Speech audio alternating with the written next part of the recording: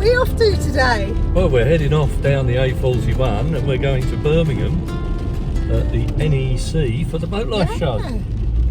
So we've just left AmyJo back at the marina and we're now on our way Exit down. The roundabout onto Whitchurch Bypass. Trying to play with a selfie stick. Continue on Whitchurch Bypass for 1.5 miles. No. Trying to get used to a selfie stick. Yeah. It's get right into this vlogging lark, you know. It wobbles a bit. So we might just take some odd video while we're down there. Right then.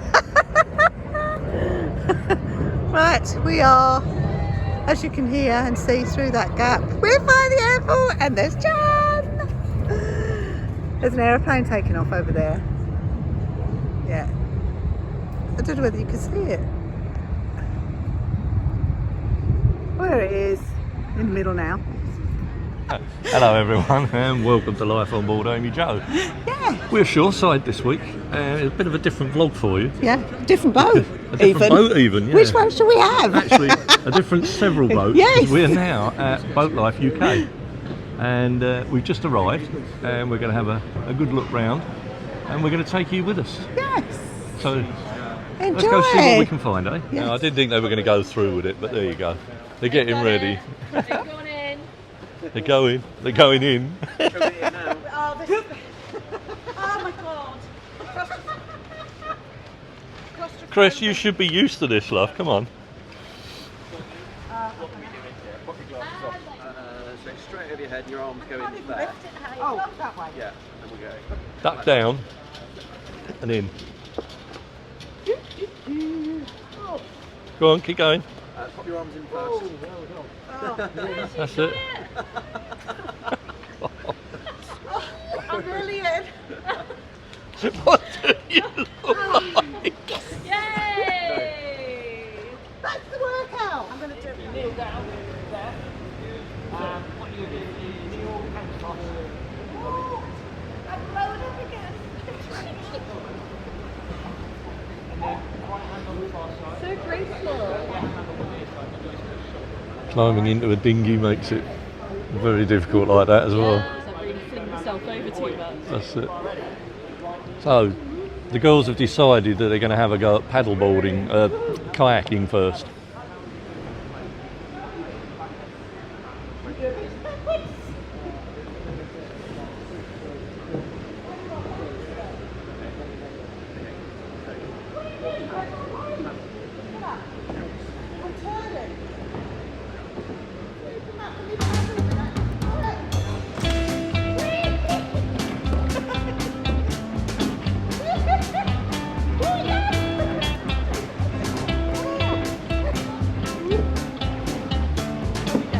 In true competition fashion, the two girls are fighting each other now for ducks, would you believe?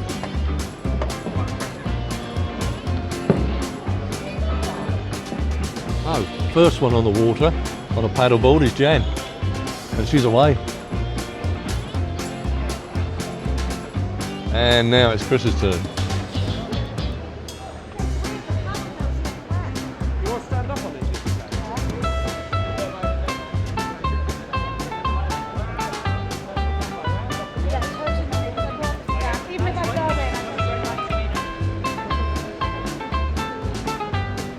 And Chris is away. Right, here. We'll bring one leg forward, other leg forward, stand up. Okay? I made that look really easy. It's not. You did, because Make sure you take the paddle with you. And here we are at the Olympic swimming pool. And Chris if I'm back. Yeah. is trying to stand. I don't know if you can hear what they're saying, but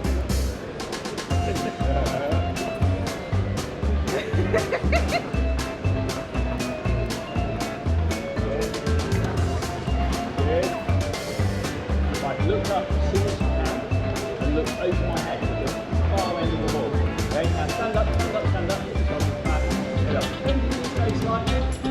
Okay, put your hand in the water, we'll give you a bit more stability. Right, and very gently start paddling around. What way? Anyway, just keep minutes. Jan has cracked it. Look at that.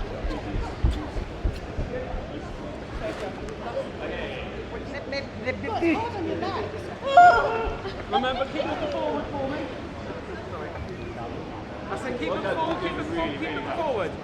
Keep looking forward as you stand up. Hey! She's up. Look at this, the pair of them.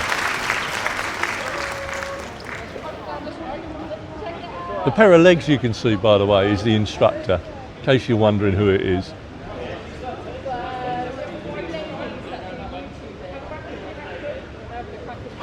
Well, she's in!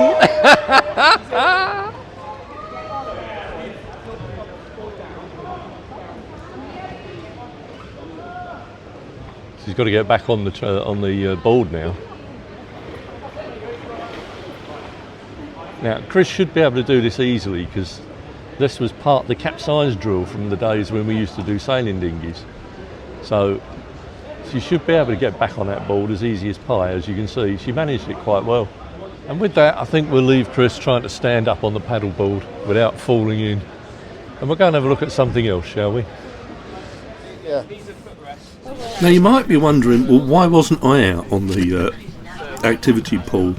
Well, I decided I was going to keep to the dry option and try out kayaking on dry land. I would have done, yeah. Have to move the seat back for you. Oh, actually, that's quite comfy. There you go. There you go. Knees bent, you see. You can basically put your back where you want to. Did you have it on before? 3. Oh, I didn't see it. Yeah, 3 times. And last time I thought, you know what, I'd started to lose confidence of being able to stand on it, so I thought, it's too small, I'd just get out. Well, after all the excitement of paddleboarding and everything else, they're ready for their gin now. We're ready for a drink of something. Is it nice? It's a spice one. Oh, that is nice once it's good, isn't it? No, let it go. No, let it go now. No! Let it flow. Right. Yeah. So these are fast becoming very popular now. That's the electric outboards. And the electric outboard technology is coming on in leaps and bounds now. And it's definitely the way to go for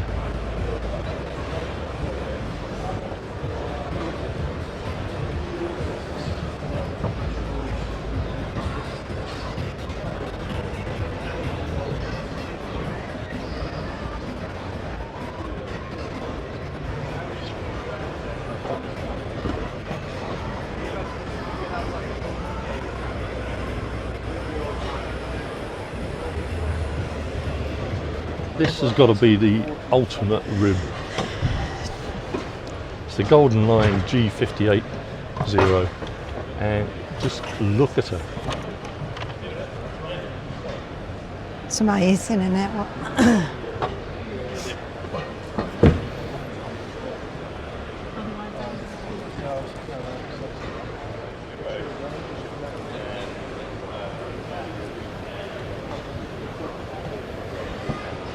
But then again, if you fancy something a little bit smaller, you can always go for this little fella here. What a lovely little 2-man dinghy. Fancy something a little bit more regal. How about this nice little launch? Look at the size of it. The sort of thing you could take up and down the River Thames and have your champagne on a Sunday afternoon. Oh, lovely It'll boat. move.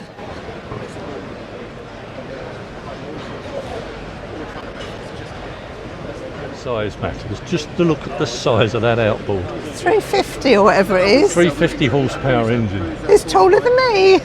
That's not difficult though, is it? And on a boat like this, you can imagine the speed that this thing will get up to. Just look at that.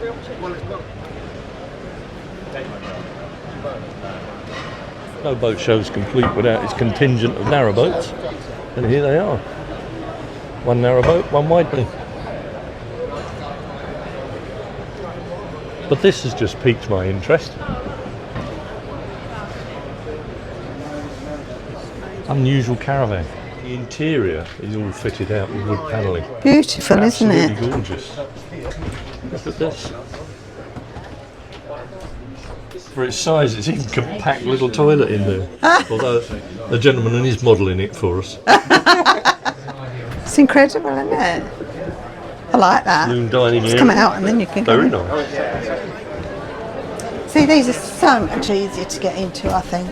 It's the steps. It's the way they've designed the steps. Yes. Yeah, see, I can still stand up in them. Yeah. Welcome to Beatrice. Beatrice is 58-foot Coldcroft hull, King's Ground finish. And in the galley you'll have your Korean tops, solid oak finishing. All the cabinetry is solid oak. Yeah. You've got your hob, gas hob, your eye level belling oven, which is gas, your microwave, 12-volt fridge freezer, and the world's smallest washing Yes! I was going to say, that is tiny. 3 kilogram. Yeah. Just about wash your undies in that, couldn't you? Absolutely, just not one pair of mine. One Just one set. I've got to There get a you video go. of that. My That is Pumas. tiny. There Look we at go. that. Right, God. here's a 5-bird. Oh, there's lights under. Yeah. Oh, they are underneath the lights, they're- aren't yeah. they? They're Yeah. underneath. Yeah. So you've got a dinette that actually overhead lighting, which is on a sensor. So as soon as you walk in, it comes on automatically. Then you've got You've your still got the radiator, storage. your towel radiator, which is over here, Oh, I like that. nice and bulky, but properly tucked in so it's not in the way. You look, even the struts are made out of solid oak. Gosh. So That there's is no good. compromise in quality. You've got overhead storage. Look at the size of this baby. Yeah.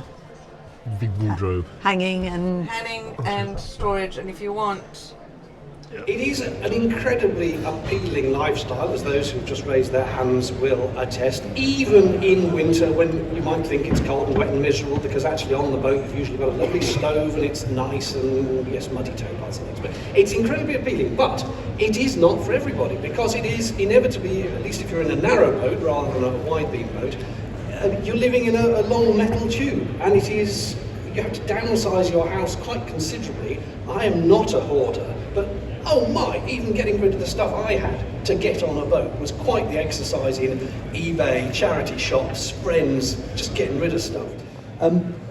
So the tip is, at the very least, have a week's narrowboat holiday to see if you can cope with being in a confined space, if you like chugging along at 3 miles an hour, and do the holiday not in the peak time, in the glorious. The worst thing I did a one-day narrowboat experience day in June 2015. And while we were there, we had several subscribers come up and see us, but unfortunately most of them I was busy filming and was unable to take a photo of them. But I did manage to capture this couple. This was Ray and Sue. They've been a long time subscribers of the channel. Thanks for coming to say hi, Ray and Sue. There were several hot tubs on display at the show, but this one was large enough and powerful enough that you could actually swim in it, as this gentleman was demonstrating for us. While we were at Crick last year, they had these floating in the marina, and it's the first time I've seen one out of the water, so it gives you an idea of what they're like below the waterline. But we're quite taken with these floating pods. I'm trying to convince Chris to have one later when we can't handle the narrowboat anymore.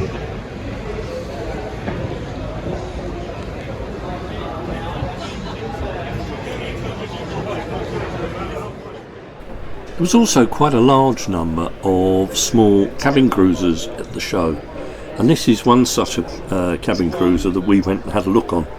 We're not interested in cabin cruisers, but it's nice to have a look round and see what they're like inside. Oh, what's Chris found? So we're on one of the new modern cabin cruisers, and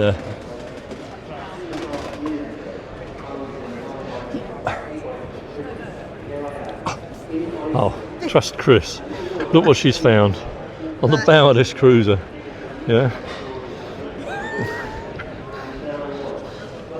that's the life. It's a boat life.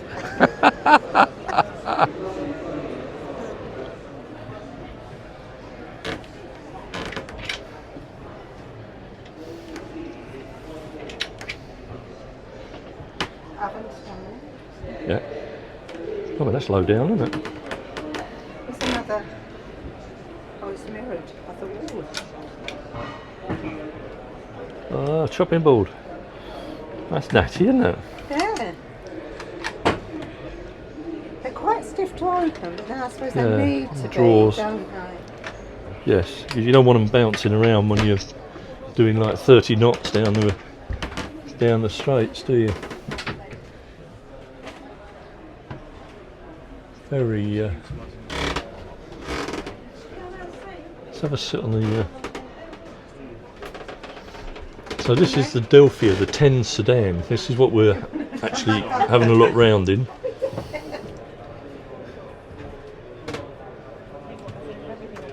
This is a surprise. It's actually 2 bedrooms. So there's one. A surprisingly spacious toilet and shower. Very impressed. Yeah. Obviously the master bedroom. With lovely windows at the side. Very nice. Windows and the blinds. Yep. Oh, yeah. Yes. Very nice. You just pull them up. This is the 275, so this is the smaller sister of the one we've just been on. And they've certainly come a long way from the days when... Yeah, they have. They are absolutely beautiful looking inside. They are lovely. I'll try. That's it. This is actually beautifully laid out. I prefer this one Yeah. to that big one. You do, yeah. It's more... So you've got a compact little sink, and you have 2 burner cooker. An oven underneath. You have an oven And the fridge underneath. up there. And here is a small fridge down here. Oh, these are... It's like Limaris, isn't it? Very much like Limaris, yeah. Yes, Limaris had this. This is the new addition to the Viking fleet. Oh. It's their 50th anniversary this year. And this is the new model. It's a very similar hull to the last one we were on.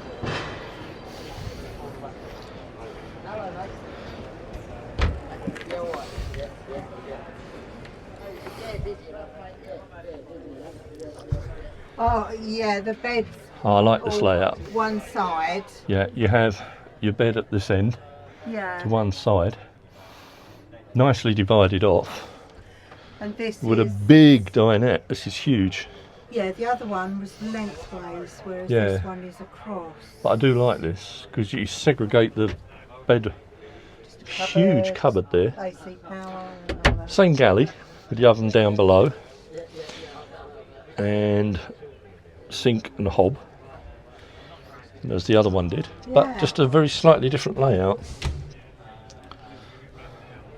There's the heads or the toilet, and again down below the dog's quarters and stern bunk. I like that. I'll just take a quick video of And it that. must be suitable for LPG. It is. It is, it is, yeah. Next we had a look around the Collingwood wide beam. She's a 60-foot by 12-foot wide beam narrowboat. So this is the Collingwood wide beam that they've got on. It's already sold, and you can well understand why. She's a beautiful boat. This is the advantage of wide beams. There's room to put dishwashers in. Yeah. So you can see why they've sold her, because she's a beautiful looking boat. Dishwasher, washing machine, that's got to be the fridge freezer. Yeah, no, that's a cupboard. But it could be. Could be the fridge freezer. Fridge freezer. That's the size of this. It's not bad with a his and hers sinks, is it? Double the cleaning. Double the cleaning, yeah, indeed. But look at the size of that shower tray. Yeah, you see, that's Yeah. That's the beauty.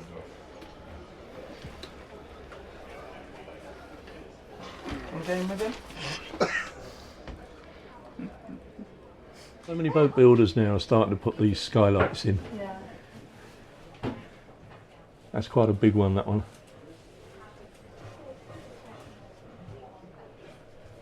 That is one hell of a boat for 180 grand. That's lovely. So day 2 now. Yeah.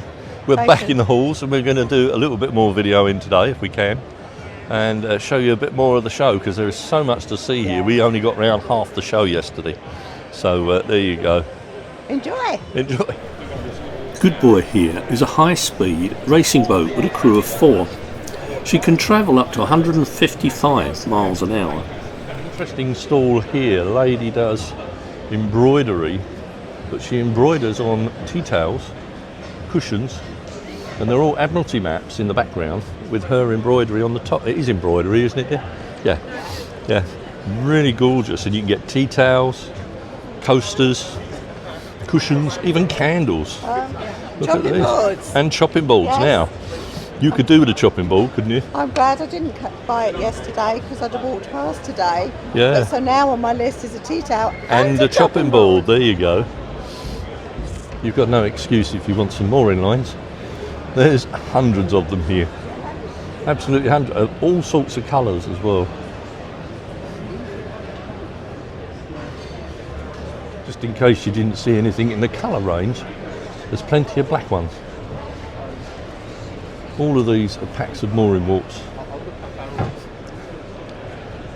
in all sizes. Yeah, don't think the boat needs these though yet. No, I does it? think they're too small. Too big, isn't it? Oh! Just look at the size of them. I can put my foot in that almost. Look.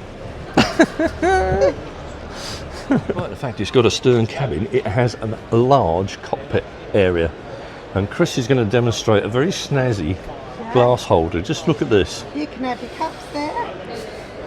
But if you need a bigger table, yeah, what when a you're s- eating, what a super idea that and is. it makes it easier to get in and out of the seat. It does indeed. The idea which I quite like is this part of the cabin gives you more space and more open, but at night you can actually shut that up, and when you shut the covers over, everything's all neatly stowed away. Doesn't feel that secure, secure, if does you're it? gonna No. eat off it. The table folds away. But it is a good idea. It's a good idea, but as Chris says, it feels a little bit on the flimsy feel- side, but there you go. But lovely front cabin, I'll give you that. Yeah. With storage lockers. Fancy this fella, all carved out of bits of wood. Yeah, there's 4,500 reasons why we're not going to be buying him. But isn't he gorgeous? Just look at that. It's a full model. You lot have had enough. No more for you. Definitely not you. So this is known as the influencers get together. Yeah. Lots of familiar faces here.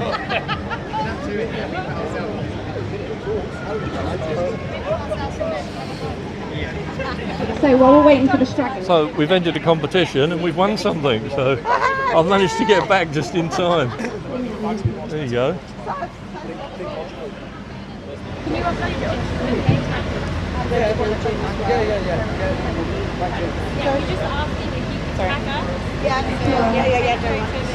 There you go. Later that afternoon, we watched a demonstration by the rustic chef, also a vlogger, on how to make his fantastic pancakes. Buttermilk. Buttermilk, yeah. Gives it a slight acidic taste. And then whole eggs. And then we've got butter. I'll pour it there as well. I do need some rum. Whole bottle. It smells lovely already. I haven't done nothing yet. I know. And this. Amanda, Waste of what? there's only spoons in the our kitchen system going on in the bottom of the Yeah, van. that's brilliant. That's really nice.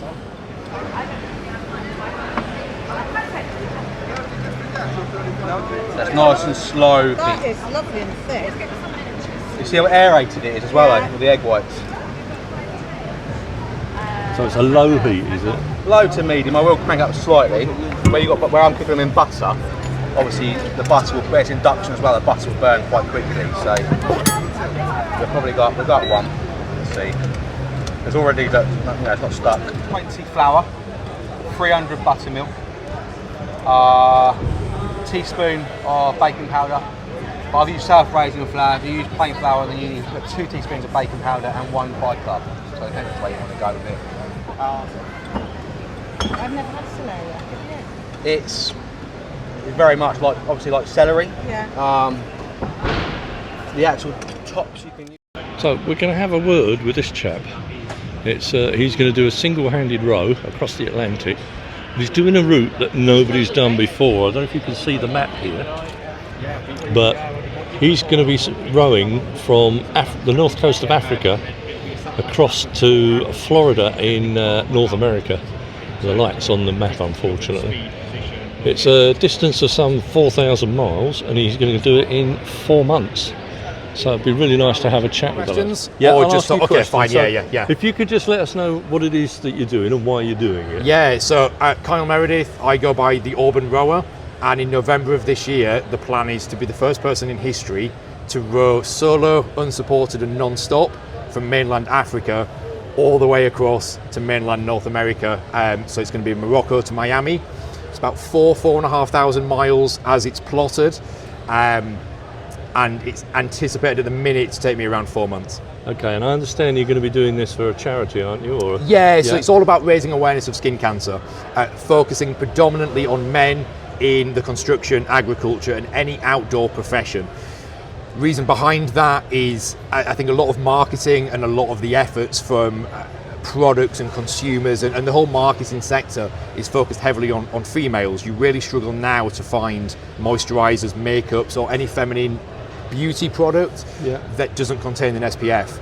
Men, on the other hand, end up with some footballer slapping on some aftershave balm and saying jobs are good, and it's just not the case. And my messaging is, if I, as a ginger, can sit in that seat just there for between 12 and 15 hours every day for potentially 4 months, demonstrating what I refer to as sun sensibility. So that's UV clothing, it's wide brim hats, it's buffs to protect the back of your neck, gloves, which people often forget about, then what excuse do these people who work in construction, agriculture and the outdoor industry have?